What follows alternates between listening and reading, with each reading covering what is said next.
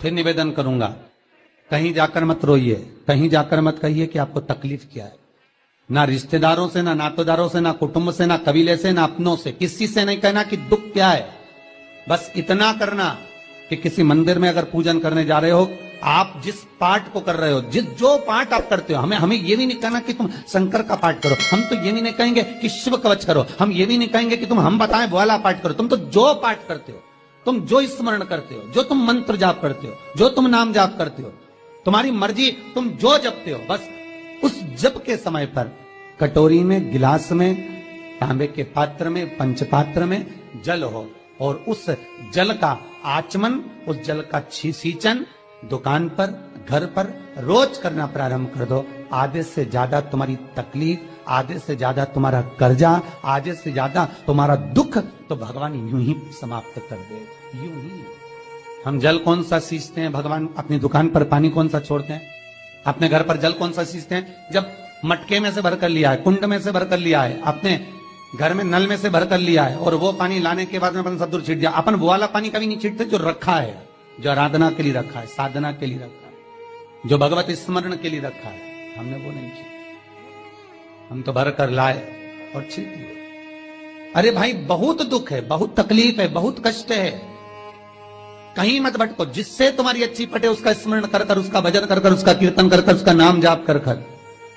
हम तो ये भी कहते हैं कि तुम जो भजन कर सकते हो, तुम जो स्मरण कर सकते हो, तुम्हारी चित्तवृत्ति में जो अच्छा हो तुम वो करना। हम भी बताएं तो भी मत करना। तुम्हें अच्छा लगे तो करो, नहीं लगे तो तुम जो कर रहे हो बहुत अच्छा करो, तुम उसको जप। तुम्हारा जपना, तुम्हारा स्मरण करना, तुम्हारी भक्ति का भाव प्रकट करना, बस दिल से, मन से, जो तुम्हारे मन में आ जाए भगवान को वो कह दो, भगवान से वो जाकर निवेदन कर दो, भगवान उसे स्वीकार कर दो। तो शास्त्र कहता है कि जिस दिन आपका व्रत है उस दिन एक काम जरूर करना कि भगवान का मंत्र जाप कर कर, भगवान का स्मरण कर कर, कटोरी में जल लेकर, पात्र में जो जल रखा हो, पूजन पाठ करते समय, स्मरण करते समय वो जल का पान अवश्य करें। उस जल का पान अवश्य करें, उस जल को अवश्य करें। क्या होता है जल का पान करने से? शिव महापुराण की कथा कहती है,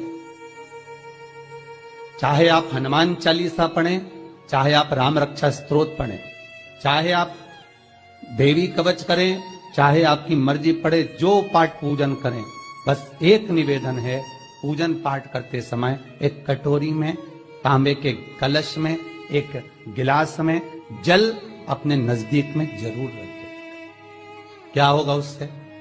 आप जितना पाठ करेंगे, आप जितना पूजन कर रहे हैं, आप जितनी आराधना कर रहे हैं, आप जितनी साधना कर रहे हैं, आप जितना तप कर रहे हैं, आप जितना हनुमान चालीसा, दुर्गा चालीसा, राम रक्षा स्तोत्र, यमुना अष्टक, गोवर्धन चालीसा, जो भी आप जप रहे हैं, जो भी आप सर्वोत्तम जी का पाठ करें, आप जिस भी पाठ को कर रहे हैं, उस पाठ को करते समय अगर जल तुम्हारे पास में रखा हुआ है तो तुमने जब पाठ किया तो उसका जो तात्विक अंश है वो जल के अंदर जाएगा और वो जल जब हम ग्रहण करेंगे तो हमारा जीवन आनंदित हो जाए। पहले के संतों को उठाकर देखिए, पहले के साधुओं को उठाकर देखिए, पहले के तपस्वियों को उठाकर देखिए। साधु सन्यासी तपस्वी जहां पर तप करते थे उनके पास में कमंडल में जल रखा रहता था, उनके कमंडल में जल होता था। उन्होंने कमंडल में से जल लिया, श्राप दे दिया, उन्होंने कमंडल में से जल लिया, आशीर्वाद दे दिया। तो कई शास्त्र, कई विद्वान कहते हैं कि उस सन्यासी का तप बल इतना प्रबल था कि उसके मुख से जो निकलता था वो हो जाता था।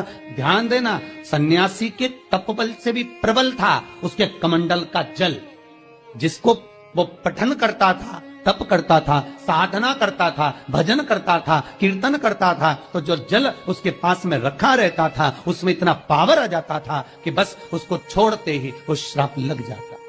किसी मंदिर में जाए, किसी देवालय में जाए, किसी तीर्थ में जाए, उस मंदिर का जल, तीर्थ, उस मंदिर का कुंड का आनंद भाव लिया जाए। भाई, भारत की भूमि पर जितने मंदिर हैं, भारत की भूमि पर जितने तीर्थ हैं, सारी नदियां, कुंड, तालाब, छोटे छोटे सरोवर, बावड़ियां, ये सब मंदिर के पास में ही क्यों बनवाए गए? ये कुंड, ये बावड़ियां, ये तालाब, ये सरोवर, ये कुएं, ये सब मंदिर के करीब में, तीर्थ के करीब में क्यों बनाए गए? उसका कारण केवल इतना है। और क्यों इतने पवित्र होते हैं? क्योंकि वहां भजन करने वाला, वहां साधना करने वाला, वहां स्मरण करने वाला, वहां कीर्तन करने वाला, वहां मंत्र जाप करने वाला, वहां नाम जाप करने वाला जब जप करता है, साधना करता है, पाठ करता है, तो उसका तेज पुंज उस जल में चला जाता है। उस जल का पावर इतना प्रबल होता है कि जीव अपने आप कल्याण हो जाता है। मात्र स्नान से, मात्र पूजन से, मात्र तर्पण से, मात्र आचमन से। शिव महापुराण तो यहां तक कहती है कि आप शंकर भगवान को जल चढ़ाएं, थोड़ा सा जल पात्र में रख लें।